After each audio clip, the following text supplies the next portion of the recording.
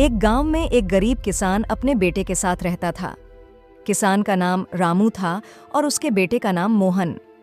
रामू दिन रात मेहनत करता था, लेकिन फिर भी उसकी आर्थिक स्थिति में कोई सुधार नहीं हो रहा था।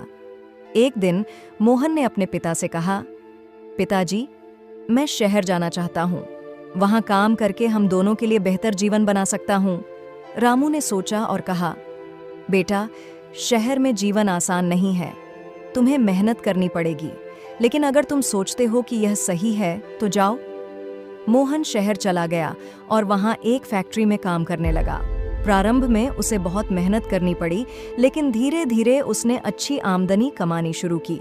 वह अपने पिता को पैसे भेजने लगा और रामू को गर्व महसूस हुआ। कुछ वर्षों बाद मोहन ने अपने पिता को शहर बुलाया। पहुंचा तो उसने देखा कि मोहन बहुत बदल गया है।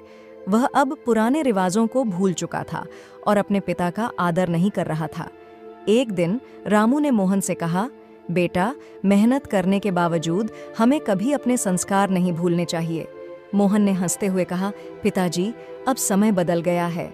रामू ने अपने बेटे की आंखों में देखा और कहा, सच्ची समृद्धि केवल धन में नहीं होती, बल्कि अपने संस्कारों और परिवार के प्रति प्रेम में होती है। मोहन को अपनी गलती का एहसास हुआ।